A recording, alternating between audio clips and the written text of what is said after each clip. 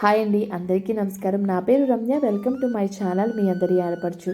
నేను బాగున్నానండి. మీరందరూ కూడా ఎల్లప్పుడూ బాగుండాలని ఆ దేవుని మనస్ఫూర్తిగా కోరుకుంటున్నాను. ఇవాళ శుక్రవారం పూజ నేను ఎలా చేసుకున్నానో అది మీకు షేర్ చేస్తున్నాను. అంతేకాకుండా పూజకి నేను ముందు ఏర్పాట్లు ఎలా చేసుకున్నాను, తులసమ్మ దగ్గర ఏ ముగ్గు వేశాను, అలాగే గడప దగ్గర ఏ ముగ్గు వేశాను, పూజ గదిలో దేవుడి పటాలకు పూలన్నీ ఎలా అలంకరించాను అన్నీ కూడా ఈ వీడియోలో షేర్ చేస్తున్నానండి. వీడియోని ఎక్కడ స్కిప్ చేయకుండా లాస్ట్ వరకు చూడండి. ఇక మన గార్డెన్లో పువ్వులు ఉన్నాయి చూడండి, అవన్నీ కూడా విడిచిపోయాయి కదా, అవన్నీ అయితే కట్ చేసేసానండి. విడివైన మొగ్గలు అయితే కొన్నే ఉన్నాయి, అవి మాత్రం ఉంచి మిగిలినవన్నీ కట్ చేసేసాను. ఆ ముందు రోజు అమ్మ వచ్చారండి, అమ్మ నేను కలిసి మేడ మీదకి వెళ్ళి ఇవన్నీ కట్ చేసుకొచ్చేసామన్నమాట. పువ్వులు, చామంతి పువ్వులను మాత్రం కొమ్మలతో పాటు విరిచేసాను. పువ్వులు పూసేసిన కొమ్మలన్నీ విరిచేసామనుకోండి, ఇక మళ్ళీ చిగుళ్ళు పట్టుకొని వస్తాయి, పువ్వులు వస్తాయి. మార్చి వరకు కూడా పువ్వులు వస్తాయి. అందుకని కొమ్మలతో సహా తీసేసాను అన్నమాట. చూడండి, మన గార్డెన్లో పుదీనా చాలా ఫ్రెష్గా వచ్చింది. చూడండి, కట్ చేసిన పువ్వులన్నీ కూడా ఇదిగోండి ఇలా కొమ్మలతో పాటు విరుచుకొచ్చేసాను. ఇక ఆ వేళ అమ్మ వచ్చారని చెప్పాను చూడండి, అమ్మే ఇంకా పువ్వులన్నీ మాల కట్టారనమాట. మాల కూడా చాలా పెద్దగా వచ్చింది. ఈ పూలమాలను చక్కగా దేవుళ్ళకి అలంకరించుకుని పూజ అయితే చేసుకున్నానండి. నేను పెంచిన మొక్కలకు పూసిన పువ్వులతో చక్కగా మాల కట్టి ఇలాగా దేవుడికి అలంకరించుకొని పూజ చేసుకోవడం వల్ల నాకు చాలా హ్యాపీగా అనిపించిందండి. ఇంకా ఆవేళ మా పిల్లలిద్దరికీ కూడా స్కూల్ హాలిడే అన్నమాట. ఉదయం లేచి ఇల్లంతా నీట్గా క్లీన్ చేసుకున్న తర్వాత అప్పుడు ఇదిగోండి పూజ అయితే స్టార్ట్ చేసుకున్నాను. ముందైతే తులసమ్మ దగ్గర ఇలా క్లీన్ చేసేసి పద్మ ముగ్గు అయితే వేసుకుంటున్నాను. లక్షవారం సాయంత్రమే మొత్తం క్లీన్ చేసేసానండి. తులసమ్మ ముందైతే ఇంకా ముగ్గు లేకుండా ఉంచకూడదు కదా అని చెప్పేసి కొంచెం చాక్ పీస్తో ముగ్గు వేసేసానమాట. ఇంకా మరుసటి రోజు ఉదయం ఇలా క్లీన్ చేసుకొని ఇదిగోండి బియ్యం పిండితో ముగ్గు వేసుకుంటున్నాను.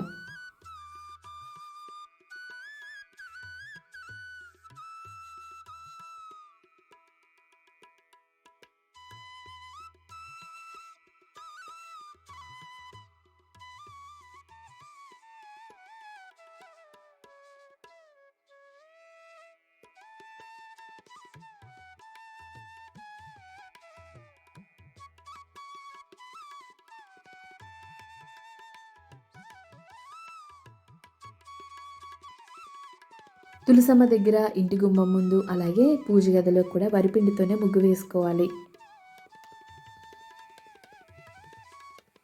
ఇక మధ్యలో కొంచెం పసుపు కుంకుమ వేసుకుంటున్నాను. ఇక తులసమ్మ ముందు వేసిన ముగ్గులో పసుపు కుంకుమ అయితే వేసుకున్నానండి.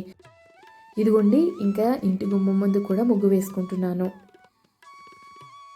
రోజు పూజ చేసుకుంటూనే ఉంటాం, కానీ శుక్రవారం పూజ అనేసరికి ఆడవాళ్ళందరూ కూడా కొంచెం విశేషంగా చేసుకుంటారు కదండి, అలాగే నేను కూడా.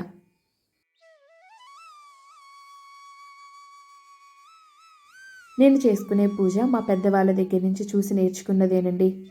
ఇటు అత్తయ్య కానీ అటు అమ్మ కానీ వాళ్ళు ఎలా చేసుకుంటారో అలాగే నా పూజా విధానం ఉంటుంది. ఇక గుమ్మం ముందైతే ఇలా ముగ్గు వేసుకున్న తర్వాత మధ్యలో పసుపు కుంకుమ అలంకరించుకున్నాను. ఇంటి గుమ్మం ముందు ఇలా ముగ్గు వేసుకొని కలకల్లాడుతూ ఉంటే ఇంటికి చాలా మంచిది. లక్ష్మీదేవి మన ఇంటికి వచ్చే ముందు గడప ముందు ముగ్గు చూసుకొని వస్తుంది. అలాగే ఇల్లంతా కూడా నీట్గా ఉంచుకోవాలి. ముందు రోజు సాయంత్రమే నీట్గా పూజ సామాన్లు క్లీన్ చేసేసి ఉంచుకుంటాను.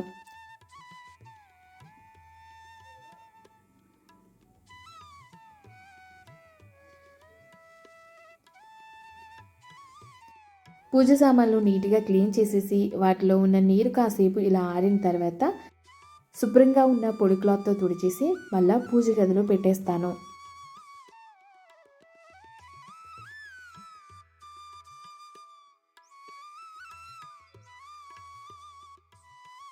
ఇక ఇదిగోండి ఆ వేళ ఉదయం పాయసం చేసి పూజకైతే రెడీ చేసుకున్నాను.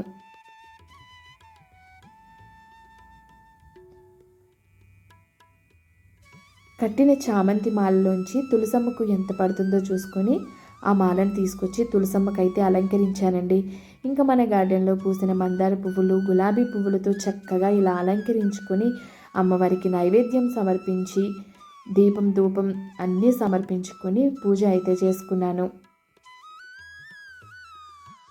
ఉదయాన్నే ఇలా పూజ చేసుకుంటే మనసు చాలా ప్రశాంతంగా ఉంటుందండి. అలాగే మనం గుడికి వెళ్ళలేకపోయినా కానీ ఇంట్లోనే గుడి వాతావరణాన్ని మనమే క్రియేట్ చేస్తాం. చక్కగా పూలమాల అలంకరించుకొని పూజ చేసుకున్న తర్వాత అమ్మవారైతే కలకల్లాడుతూ ఉన్నారు కదా. తులసమ్మ దగ్గర పూజ అయిపోయిన తర్వాత అప్పుడు పూజ గదిలో పూజ చేస్తానండి. పూజ గదిలో కూడా కంప్లీట్ అయిపోయిన తర్వాత అలా కాసేపు వచ్చి బాల్కనీలో కూర్చుంటే చాలా ప్రశాంతంగా అనిపిస్తుందండి. మా పిల్లలిద్దరికీ కూడా హాలిడేసే కదండి, వాళ్ళు హోంవర్క్స్ చేసుకోవాలనుకుంటే అలా వచ్చి బాల్కనీలో కూర్చొనే చేసుకుంటారు. ఇక పూజ గదిలో పూజ అయితే స్టార్ట్ చేశానండి. ముందు పూలన్నిటినీ అలంకరించుకుంటున్నాను.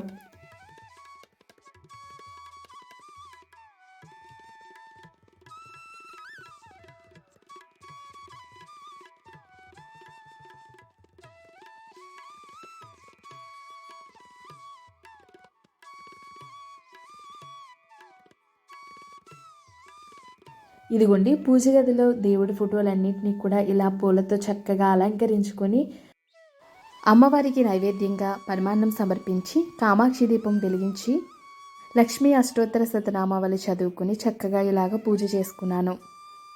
శుక్రవారం పూట ఉదయాన్నే సాంబ్రాణి పొగ ఇల్లంతా వేసామనుకోండి, ఇంట్లో ఉన్న నెగిటివ్ ఎనర్జీ మొత్తం పోయి పాజిటివ్ ఎనర్జీ క్రియేట్ అవుతుంది.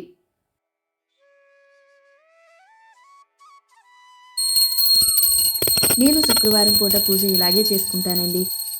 కొత్త వాళ్ళు ఎవరైనా మన ఛానల్ని ఇప్పుడే విజిట్ చేస్తే మన వీడియోకి ఒక్క లైక్ చేసి మీ అందరి ఆడపడుచు యూట్యూబ్ ఛానల్ని సబ్స్క్రైబ్ చేసుకోవడం మాత్రం మర్చిపోకండి.